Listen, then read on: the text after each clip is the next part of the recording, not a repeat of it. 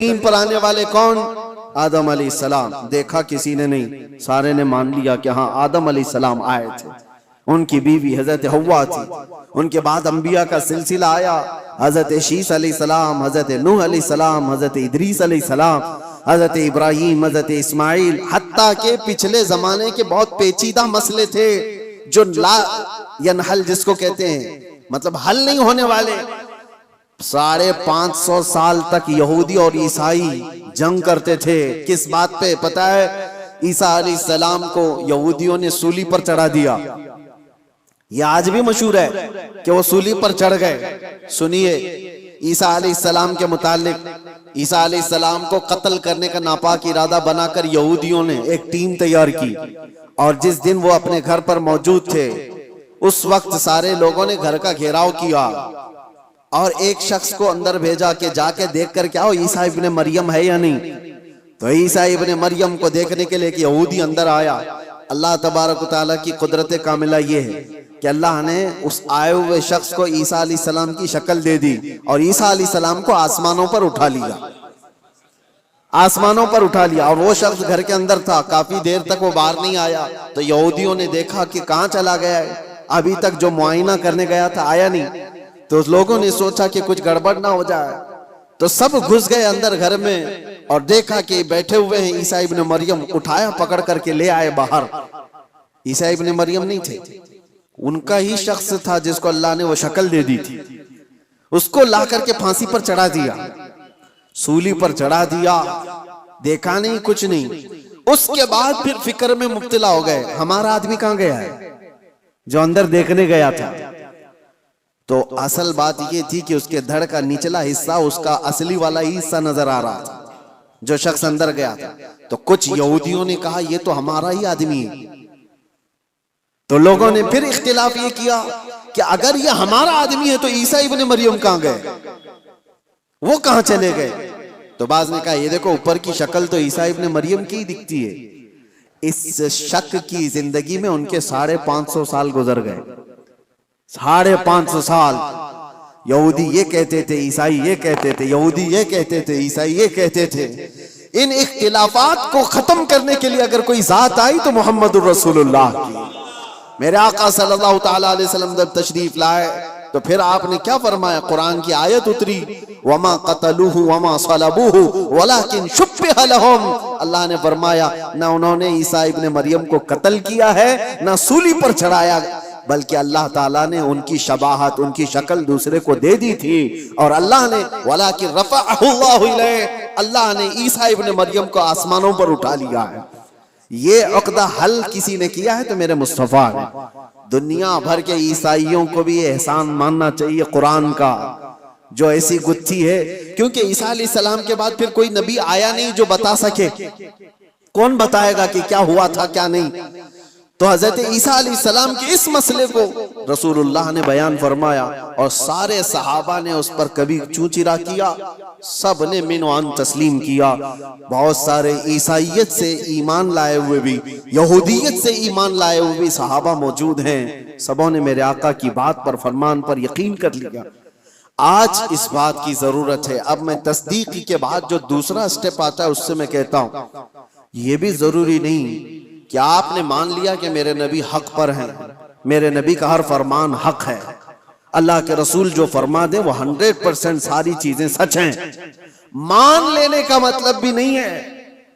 ईमान तो मान लेने का मतलब हो गया, लेकिन उसके बाद इस्लाम का स्टेप भी तो है। मान तो लिया, अब करके भी तो दिखाओ।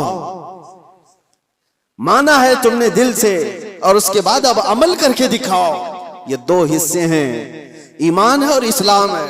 हो सकता है मैं आपको ब्लेम नहीं करता कि आप मोमिन नहीं हैं, हो सकता है ईमान वाले हैं, सबके दिलों में यकीन 100% मौजूद है।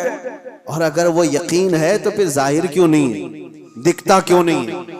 कुछ वो हैं जिनका इस्लाम दिखता बहुत है, कोई नमाज छोड़ते नहीं, कोई नमाज उनकी नहीं छूटती है, तहज्जुद भी पढ़ते हैं, सब कुछ करते हैं, दिख तो बहुत रहा है, लेकिन दिल की बात अगर देखी जाए तो हुजूर की मोहब्बत ही नहीं है।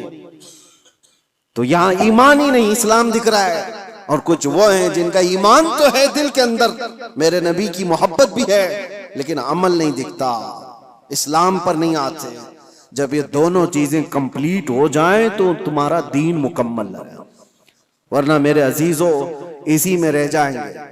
अब मैं ईमान आने के बाद जो स्टेप है, नौजवानों, इसकी जिम्मेदारी आज के दौर में है तुम्हारे साथ। आज के दौर में तुम्हें अमल के मैदान में वो दिखाना होगा। अगर हुजूर सल्लल्लाहु अलैहि वसल्लम ने फरमाया झूठ हराम है, तो तुम्हारी जुबान पर झूठ तो ना है। दुनिया ने तुम्हें झूठा क्यों कह दिया? कुछ लोग जुबान खोलें तो झूठ बोलें, गाली गलोच।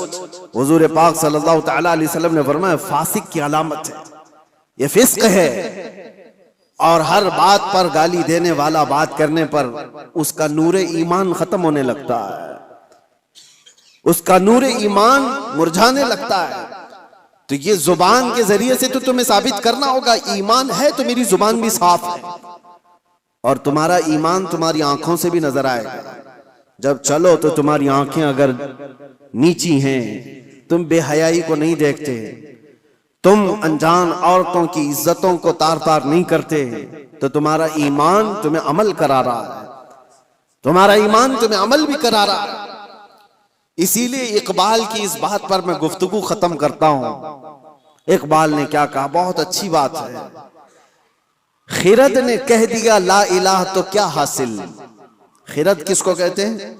दिमाग को या दिल की बात समझ लें आप। खिरद ने कह दिया ला इलाह तो क्या हासिल, दिलो निगाह जो मुसलमान नहीं तो कुछ भी नहीं। ला इलाहा इल्लल्लाह पढ़ते हो और ईमान तुम्हारे दिल में है, लेकिन न नजरों से नजर आ रहा है, न हाथों पांव से नजर आ रहा है। दिलो निगाह जो मुसलमान नहीं तो कुछ भी नहीं। और इसीलिए इकबाल की ये बात भी, ये तेरे मुराकबे, आपने क्या कहा है, जैसे मुराकबे में बैठा है, जिक्र की मजलिस में है, महफिलें हैं, सुरूर है, ये तेरे मुराकबे, ये तेरी महफिलें, ये सुरूर की महफिलें, जो तेरी तन्हाई की निगहबान नहीं तो कुछ भी नहीं। तुम ये सारी चीजें तो करा रहे हो, इधर नमाज पढ़ रहे हो, सफों में खड़े हो, और बाहर अगर चप्पल चोरी कर रहा है तो कौन सी नमाज पढ़ के आया? कुरान तो कह रहा है इन्नस्सलात तन्हा अनिल फहशाई वल मुनकर, बेशक नमाज तुम्हें हर बेहयाई और बुराई से रोकती है। तो ये मस्जिद के बाहर ही नहीं रोक पाई तुम्हारी नमाज, वजह क्या है कि तुम यहां पर उसको कंबाइन नहीं कर रहे हो, दिल से मानते हो अल्लाह एक है, उसकी बातों को इंप्लीमेंट करना ये दूसरा तुम्हारा दूसरा हिस्सा है, उस पर तुम खरे नहीं उतर पा रहे। जैसे कि आज मसला ये नहीं है मेरे अजीजों इलेक्शन में जीत लेने का, मैं एक एग्जांपल दे रहा हूं। बहुत सारे लोग बड़ी मेहनतों से इलेक्शन जीतते हैं, और इलेक्शन जीतने के बाद नेताजी सबसे पहले क्या करते हैं पता है?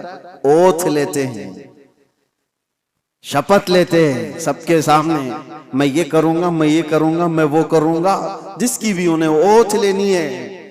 ये कमाल की बात नहीं, वो तो हर नेता कर लेगा, लेकिन उस ओथ की लाज 5 साल रख पाता है? नहीं, ये कमाल की बात है।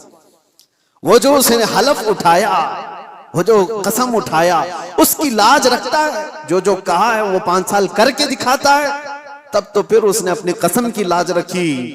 ये बिला तशबीह बिला तमसील ला इलाहा इल्लल्लाह कह दिया, तो तुम इस कलमे की लाज रखते हो अपनी जिंदगी में या नहीं? ये कमाल की बात है। कलमा तो 70,000 बार पढ़े हुए लोग हैं, लाख बार पढ़े हुए लोग हैं, लेकिन सिर्फ पढ़ लेने से तो तुम्हारी जिंदगी भी वही है जो झूठे लोग ओथ लेकर के चले जाते हैं, बाकी तो उनको कोई मतलब नहीं मेरे अजीजों, ईमान वाला जो है, आप ये भी मत समझें आप मुसलमान मस्जिद में हैं, अभी सारे मुसलमानों की शक्ल दिख रही है, बाजार में आप मुसलमान नहीं है, दुकान में आप मुसलमान नहीं है, घर में आप मुसलमान नहीं है, शादियों में आप मुसलमान नहीं है। मुसलमान 24 घंटे मुसलमान है, ईमान उसके साथ मुसलसल है। एक बात मुझे याद आती है, एक प्लेन में सफर के दौरान एक ऑस्ट्रेलियन नौजवान, वो न्यू मुस्लिम था या पुराना जो भी, लेकिन ईमान होना चाहिए ऐसे, एयर होस्टेस ने सर्व करते हुए उसको शराब दिया। जाहिर सी बात है इंटरनेशनल फ्लाइट्स में ये आम सी बात है, नॉर्मल समझा जाता है। उसने सर्व किया तो जवाब में उस नौजवान ने इनकार यूं नहीं किया कि मुझे नहीं चाहिए, बल्कि उससे यूं कहा आई एम ए मुस्लिम, ये कई लोगों को चुभ जाती है बात। उसने नहीं कहा मैं शराब नहीं पीता, मुझे नहीं चाहिए। उसने जवाब में कहा आई एम अ मुस्लिम। उसे पता चलना चाहिए शराब और मुस्लिम अपोजिट चीज है, मुझे ही नहीं दोबारा किसी और को भी नहीं देना। उसने कहा, अब उस एयर होस्टेस ने तड़ के कहना शुरू किया कि ये क्या बात हुई, तुम मुसलमान हो, नहीं पीना है नहीं पियो, तुम ये कहते हो मुसलमान है। अरे इसमें होता क्या है, 8-9 घंटे की फ्लाइट है, रिलैक्स कर सकता है आदमी, दूसरे भी तो है इस फ्लाइट में बैठे हुए, वो तो पी रहे हैं, तुमने ये जवाब क्यों दिया? उसने बेतकल्लुफी में बात करते हुए एयर होस्टेस ने कहा, हालांकि उसको आर्ग्यू करने का हक नहीं था, ऐसी ही उसने बात की। तो सुनो मेरे अजीजों, उस नौजवान ने कहा ठीक है, तुम कहती हो ये मुझे पीना चाहिए, तो तुम पहले पायलट को पिलाओ, पायलट को पिला कर क्या आओ।